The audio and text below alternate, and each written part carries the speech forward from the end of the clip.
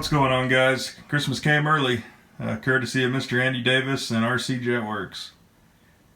First off, I can't say enough good things about Andy and Jetworks.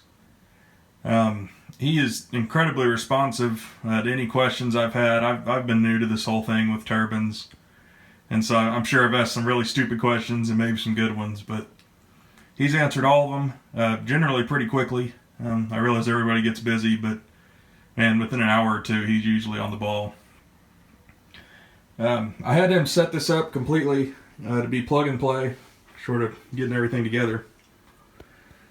I went with Spectrum on this, and I'm going to go with Spectrum on my other turbine jets in the future. Mainly just the ease of setting up and the additional channels I can get. But I had him put in a Cortex gyro, and that's wired in. HSD puts these MFCs in there, and I need to read more about them, but basically I think it's a real fancy blue box for those with free wing jets. Moving back, we got the turbine here. It's a Swillen 80 series. You can see all the shielding in there. There's the tube, if you can see it. One thing I noticed on the HSD, this turbine, is the foam is different than on their EDFs. It's definitely more dense. And I don't know if that's a heat thing or a strength thing or what, but it is different. It feels higher quality. Or maybe I'm crazy, who knows. I bought this as a trainer for turbines. It was meant to be a trainer the whole time, just for me to learn and something fun to fly.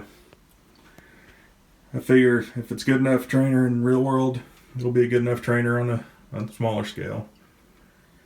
You can see the big old wings there. The elevators. For the nose section, I still have that in the box. It attaches with 3 screws to the front. And they say you can glue it as well. I don't know if I will. But I think the screws will be good enough. You can see the UAT in there. The wires, I'll pull that through once I mount the nose on there.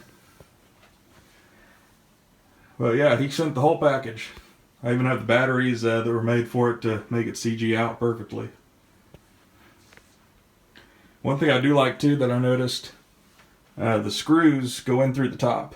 So when you attach the wings, you can have it on the stand just like this. I should maiden it here in a few weeks. I found a few gentlemen locally that are willing to work with me and sign off on the waiver. So some fun times ahead. Thanks for watching, guys. And if you haven't, please like and subscribe. I really appreciate it. See ya.